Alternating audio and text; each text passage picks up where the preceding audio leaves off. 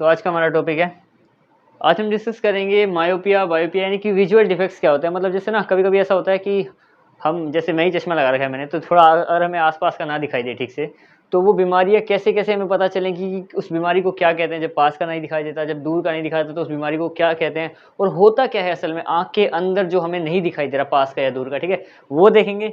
उसके अलावा एक ब्रोली सिस्टम देखेंगे कि मतलब जो ऐसा सिस्टम है कि अगर बिल्कुल ही आंखें चली गई हैं, अब कुछ नहीं किया जा सकता, तो उनके लिए भी कुछ ऐसी तरीके जिससे वो चीज़ों को समझ पाएँ, ठीक है। तो इन 2 चीज़ों के बारे में डिस्कस करेंगे। अभी फिलहाल एक छोटा-सा और टॉपिक रहेगा, उसको हम इसके नेक्स्ट पार्ट में नेक्स्ट पार्ट या मतलब अगले शॉट में कन्वर्ट करते हैं, ठीक है।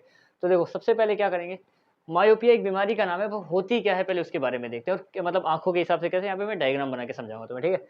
मायोपिया का क्या है, एक शॉर्ट साइटेडनेस, एक बीमारी है शॉर्ट साइटेडनेस। इसमें क्या होता है, able to see close object, यानी कि हम एबल होते हैं देखने के जो पास के ऑब्जेक्ट है ना। मायोपिया में क्या होता है, पास के ऑब्जेक्ट को हम देख लेते हैं अच्छे से, लेकिन बट नोट फार वंस, यानी जो दूर वाले होते हैं ना, बस वो नहीं दिख पाते। यानी कि जो दूर वाली चीजें हमें नहीं दिख पाती ना, वो होती है बीमारी मायोपिया। क्लियर। अब हाइपरमेट्रोपिया की बात करें, इसमें सेम बस इसका उल्टा है, इसको फार साइटेडनेस बोलते हैं। इसमें क्या होता है कि able to see far object, यानी हाइपरमेट्रोपिया में क्या है, हम दूर की चीजें देख सकते हैं, बहुत दूर की चीजें हम अच्छे से साफ साफ दिख रही हैं, लेकिन जब भी कोई चीज पास लेके आते हैं वो हमें ठीक से दिखती नहीं है। तो इसमें क्या है, जो नियर वंस है उसको हम नहीं देख पाते। इसमें लिखा ना नोट विजुअल का, इतना अच्छे से नहीं दिखता हमें पास वाली चीजें, ठीक है। अब देखो आंख के अंदर ऐसा क्या होता है कि हमें क्यों नहीं दिखती हैं वो चीजें, तो मैं तुम्हें डायग्राम से ड्रॉ करके दिखाऊंगा। सबसे पहले मान लो कि अगर मैं तुम्हें सिंपल शॉर्टकट में अगर डायग्राम बनाऊं, तो ये हमारा लेंस है, ठीक है, ये हमारी सिलेरी मसल्स है, ये सिलेरी मसल्स हैं, और ये आगे ऑप्टिक नर्व, ये थोड़ा सा एक्वस ह्यूमर विट्रस ह्यूमर बना दिया। अब देखो इसको थोड़ा ठीक कर देता हूँ मैं, मेन कॉन्सेप्ट समझेंगे अभी हम कि ऐसी क्या दिक्कत होती है यहाँ पे जो हमें चीज़ें पास से ठीक से दिखती नहीं है। थोड़ा सा और बेहतर कर देते हैं हम। ये लेंस है, लेंस का काम क्या है, लेंस का काम है यहाँ पे कोई भी चीज़ देखी तो उसकी इमेज यहाँ से उठा के, ये रेटिना नाम का एक पर्दा होता है, इसको रेटिना बोलते हैं, ठीक है, रेटिना पे बना देना। इसका काम लेंस का क्या है, यहाँ से चीज़ों को उठाओ, इसको लेंस में लिख देता हूँ, ये लेंस है हमारा, ठीक है, ये लेंस है। इसका काम क्या है, ऑब्जेक्ट की इमेज को उठाओ रेटिना पे बना दो बिल्कुल, यानी कि यहाँ पे बना दो, ये इसका काम है छोटा सा, ठीक है। अब देखो यहाँ पे इमेज उठे यहाँ से, अगर ये इमेज बिल्कुल वहां पे बन जाए, यहाँ से जाके वहां पे बन जाए, तो समझ में आ रहा है कि आंखें बिल्कुल ठीक है, कि रेटिना पे बनाने का काम है और रेटिना पे ही बन रही है चीजें, तो आंखें बिल्कुल ठीक है, ना मायोपिया ना हाइपरमेट्रोपिया। लेकिन अब इसमें क्या लिखा है मायोपिया में, कि वो रेटिना के फ्रंट में ही बन जाती है, यानी कि मतलब कोई इमेज यहाँ से आई और यहीं पे बन गई, यहाँ पे, यहाँ तक जाना था रेटिना तक और वहां तक नहीं पहुंच पाई। तो अगर ये रेटिना तक नहीं पहुंच पाई और रेटिना से पहले ही बन गई थोड़ा सा, तो हमें मायोपिया हो जाता है। मायोपिया का मतलब क्या है कि हमें जो है पास की चीजें ठीक से दिखाई देंगी पर दूर की चीजें नहीं दिखाई देंगी, क्योंकि दिक्कत कहाँ आ रही है, जो इमेज रेटिना पे बननी चाहिए थी वो थोड़ा पीछे बन गई, ठीक है। तो उस हिसाब से इस बीमारी को कहते हैं मायोपिया। क्लियर। अब देखो हाइपरमेट्रोपिया में क्या होता है, जैसे नॉर्मल सी, भाई मैं तुम्हारा लेंस बनाता हूँ दोबारा से, ये सिलेरी मसल्स हो गई, ये रेटिना, और ये ऑप्टिक नर्व एग्जाम्पल के लिए, और ये एक्वस ह्यूमर, थोड़ा इसको अच्छे से बना देते हैं। हाँ, यहाँ पे फिर सेम इमेज, इमेज यहाँ से उठा रहा है, इस बार क्या हो रहा है ना, जो इमेज यहाँ रेटिना पे बननी चाहिए वो बहुत ही दूर बना दे रहा है, रेटिना से भी पीछे, बिहाइंड द रेटिना। इसमें लिखा हुआ है कि जो इमेज फॉर्म होती है वो बिहाइंड द रेटिना फॉर्म हो जाती है। बिहाइंड द रेटिना फॉर्म होती है तो उससे दिक्कत क्या होती है कि हमें देखो दूर की चीजें तो साफ साफ दिख रही है, लेकिन जब चीजें पास में देखने की बात आती है तो वो ठीक से बनती नहीं है। यानी कि इमेज आंखें तभी ठीक रहती है जब वो बिल्कुल रेटिना पे बनी, इसको रेटिना बोलते हैं। रेटिना यानी कि एक तरीके से पर्दा, हर इमेज का पर्दा, ठीक है। रेटिना की अगर दूर बनती है तो फिर हमें कौन सी बीमारी होती है, हाइपरमेट्रोपिया, यानी कि हमें दूर की चीजें सही दिखेंगी पर पास की चीजें नहीं दिख पाएंगी। इसमें देखें तो इसमें क्या होता है, इसमें रेटिना से पहले ही बन गई, बिहाइंड, बिहाइंड का मतलब in front of retina, retina के फ्रंट में ही बन गई, ठीक है। तो इसमें क्या दिक्कत है कि हमें अच्छे से चीजें दिखाई देंगी जो क्लोज ऑब्जेक्ट है, बट जो दूर के ऑब्जेक्ट है वो हमें नहीं दिखाई देंगे, ठीक है। तो ये दो बीमारियां होती हैं, और इनमें क्यों होती हैं, क्योंकि रेटिना की कोई आगे बन रहा है तो कोई पीछे बन रहा है। इमेज फॉर्मेशन बता दिया मैं तुम्हें कहाँ कहाँ होता है, और उसके अलावा कैसी कैसी बीमारी पास की चीजें दिखती है या नहीं दिखती। अब देखो ये तो हो गया कि चलो बीमारियां हैं थोड़ी बहुत, और भी बीमारियां होती हैं। प्रेस बायोपिया भी होता है, हाइपरमेट्रोपिया, देखो ये एक मायोपिया, हाइपरमेट्रोपिया, प्रेस बायोपिया, बायोपिया, मतलब हैं 3-4 बीमारियां। अभी तुम्हारे सिलेबस में छोटी छोटी 2 बातें थी वो मैंने तुम्हें बता दी, ठीक है। ऐसी भी हैं जिनमें दोनों एक साथ हो जाती हैं, पास का भी दिखता दूर का भी दिखता, ठीक है। तो वो भी बीमारियां हैं, उनके बारे में आगे डिस्कस करेंगे बड़ी क्लासेस में। अच्छा, ब्रोली सिस्टम क्या होता है। मान लो तो चलो बीमारी है, हमने पास में फोन चला चला के अपनी आंखें खराब कर दी, दोनों में से कोई एक हो गई। लेकिन अब किसी का कंडीशन और बढ़ गई कि आंखें चली गई, ऐसा नहीं होना चाहिए वैसे किसी के साथ, पर अगर मान लो किसी की जन्म से ही नहीं है आंखें, अब आंखें नहीं हैं तो देख तो सकता नहीं है, ठीक है। तो उसके लिए एक ब्रोली सिस्टम बनाया गया। क्या होता है Braille system? Is a system which helps to read and write visually impaired people, यानी कि जिनको नहीं दिखता ना बचपन से, या फिर चाहे किसी कारण से उनकी आंखें चली गई हैं, तो एक ऐसा सिस्टम है जिसमें ना रीड और राइट करने के लिए, मतलब हम लिख भी सकते हैं उसको और रीड भी कर सकते हैं, मतलब आंखें नहीं है पर छू के, टच करके, क्योंकि इसका ये थर्ड पॉइंट है, इसमें लिखा है रिकॉग्नाइज बाय टच। इसमें क्या होता है, इसको छू के महसूस किया जा सकता है और क्या लिखा है ये सोचा जा सकता है। अब ऐसा नहीं कि वहाँ पे ऐसे लिख दिया हल्का हल्का पेप्सी लिख दिया, मान लो पेप्सी की बोतल पे ऐसे ऐसे नहीं लिखा जाएगा, क्योंकि अगर जिसने बचपन से ही नहीं पढ़ा है उसके लिए पेप्सी पढ़ना भी तो बहुत मुश्किल है, उसको पहले पी पता होना चाहिए वो वैसे होता था, तो इतना मुश्किल कैसे सीखेगा आंख बंद में, ठीक है। तो क्या होता है उसमें, क्या होता है बस डॉट्स होते हैं, कंसिडर डॉट्स। डॉट्स का मतलब है कई सारे छोटे छोटे डॉट्स होंगे, 63 डॉट्स होते हैं, उन डॉट्स को पढ़ना। डॉट बिंदी को तो ध्यान में रखा जा सकता है, ए का अल्फाबेट ये बनाना मुश्किल है, चलो ठीक है, लेकिन इसको तो ए माना जा सकता है। ये देखो ए को ये बोलते हैं ब्रोली सिस्टम के हिसाब से, बी को ये बोलते हैं, सी को ये बोलते हैं, डी को, तो ये ईजी पैटर्न है, ठीक है। इसमें क्या होता है सिर्फ टच करके हम देख सकते हैं, डॉट्स होते हैं, जो डॉट्स होंगे तो उसका फायदा क्या है, इजी टू रिमेंबर होंगे, क्योंकि आसानी से याद हो जाएंगे, ठीक है। उसके अलावा क्या ऐसे लोगों को मदद करता है रीड और राइट करने में। और आखिरी क्या था, डॉट रेज अच्छा इनका ऑर्डर इतना बढ़िया होता है कि make it easier to touch, यानी कि इनका ऑर्डर इतना अच्छा है कि इसको आसानी से टच भी किया जा सकता है, मतलब पूरी सहूलियत है इनके लिए, मतलब आराम से काम करो, अगर नहीं समझ में आ रहा तो थोड़ा थोड़ा करो, पर इसको याद करना ईजी है as compare to this disabled लोगों के लिए। हमारे लिए तो वो वाला भी आसान है, ये वाला भी आसान है, हमें तो दिखता है, ठीक है। जिनको नहीं दिखता वो उनके लिए ये वाला ज़्यादा आसान है सिस्टम, ठीक है।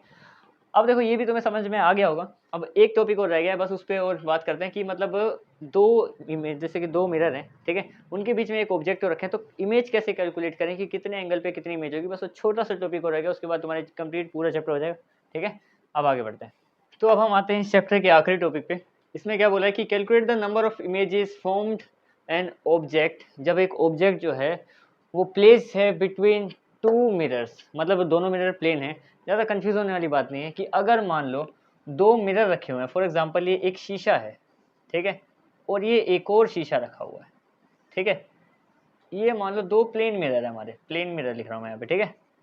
इनके बीच में हमारा कोई एक ऑब्जेक्ट है, मान लो ये कुछ भी है, ठीक है, अगर ये यहाँ पे प्लेस है बीच में, ठीक है, हमें बताना है कि इसकी कितनी इमेजेस फॉर्म होंगी यहाँ पे, ठीक है, और वो भी इसके दो तरीके हैं, ठीक है, और दूसरे में भी आगे एक और है तीसरा, उसको हम जरा आराम से समझेंगे। अब देखो ध्यान से समझना।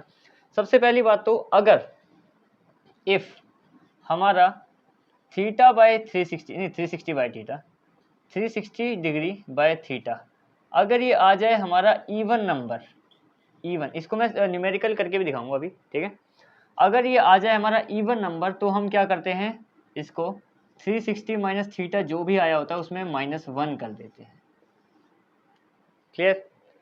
अगर इफ अगर ये आ जाए 360 माइनस थीटा एक ओड नंबर, ठीक है, तब क्या होता है, तब हम क्या करते हैं, उसमें कंडीशन बनती है दो, ठीक है।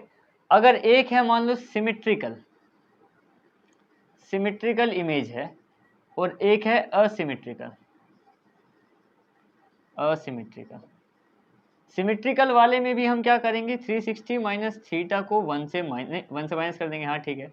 और अगर असिमिट्रिकल है तो थीटा 360 माइनस थीटा ही फाइनल आंसर कर देंगे। कंफ्यूज नहीं होना, दोनों तुम्हारे सामने लिखे हैं, अभी इनके न्यूमेरिकल्स करेंगे तो थोड़ा इजी हो जाएगा तुम्हारे लिए, ठीक है। सिमेट्रिकल और सिमेट्रिकल भी बताऊंगा कैसे होता है वो भी। सबसे पहले देखते हैं कि मान लो ये ऑब्जेक्ट, ये दो मिरर है हमारे, ठीक है, तो एक ऑब्जेक्ट रख दिया यहाँ पे ना, ये इन दोनों मिरर का जो एंगल है, ये जो थीटा है ना, ये इनके मिरर का एंगल है। जैसे कि मान लो ये मिरर मान लो ऐसे रखे हुए मैंने, ये बिल्कुल 90 डिग्री पे आ रहे हैं ऐसे, तो जो थीटा लूंगा मैं यहाँ पे वो 90 डिग्री लूंगा।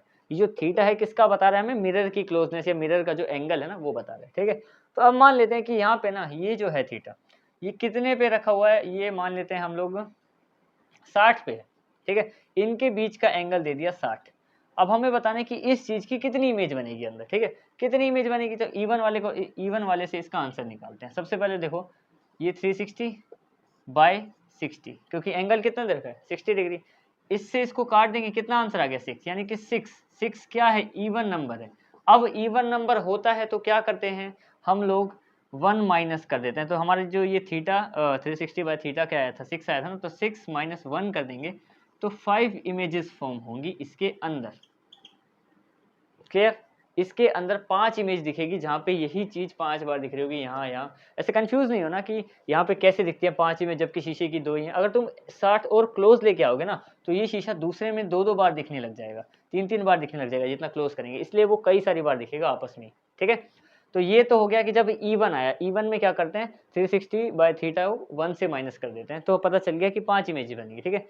अब आते हैं इन क्वेश्चंस पे बचे हुए कि अगर मान लो E1 ना आए, जैसे फॉर एग्जांपल कि यहाँ पे 60 डिग्री एंगल नहीं है, यहाँ पे लेट्स से यहाँ पे है एंगल कितना कर दें 72 कर दो एग्जांपल के लिए, 72 डिग्री, ठीक है। अब ये 72 डिग्री है, हमें तो पहले चेक करने के लिए फॉर्मूला क्या लगाना है 360/θ, थीटा कितना 72। अब 72, ठीक है, 72 से अगर हम इसको कट करेंगे तो ये आ जाएगा हमारे पास 5। अब इसके 2 आंसर बनेंगे इन दोनों कंडीशन के हिसाब से, ठीक है। कैसे बनेंगे, सबसे पहले देखो अगर यहाँ पे 5 आया, ओड नंबर आया, ठीक है। अगर बोला है कि ये भाई सिमेट्रिकल है, सिमेट्रिकल का मतलब क्या है कि जो ऑब्जेक्ट है ना बिल्कुल बीचों बीच रखा है, यहाँ से जितनी दूरी है वहाँ से उतनी दूरी, बिल्कुल बराबर है, बिल्कुल बराबर है, सिमेट्रिकल है, तो क्या करेंगे -1 कर देंगे, यहाँ से -1, 4 इमेजेस बनेंगी, ठीक है। इसका आंसर भी समझ में आ गया। अब बोल रहे हैं असिमेट्रिकल है, मतलब ठीक से नहीं रखा है, यहाँ रख दिया कहीं, ये मान लो यहाँ पे पड़ा हुआ है कहीं। अब देखो ये तो सिमेट्रिकल नहीं हुआ, इतनी सी दूरी, यहाँ पे इतनी बड़ी दूरी। असिमेट्रिकल है तो θ/360 को ही आंसर मान लेंगे, यानी कि θ/360 का ये आंसर आया हमारा 5, तो हम 5 ही इमेजेस मान लेंगे। क्लियर, यही था तुम्हारा टॉपिक। इसमें सिमेट्रिकल का करा मैंने, इसमें असिमेट्रिकल का करा। असिमेट्रिकल में ए है ना, असिमेट्रिकल। क्लियर।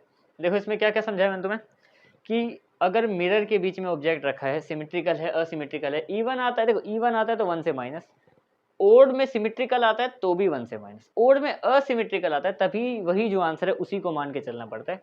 बाकी तुम्हारे सामने सिस्टम रख दिया मैंने सारा, और इसी के साथ तुम्हारा पूरा का पूरा जो चैप्टर है ना ये पूरा कंप्लीट हो गया। तो अब मिलते हैं किसी और चैप्टर में 8th क्लास के, तब तक के लिए दैट्स इट।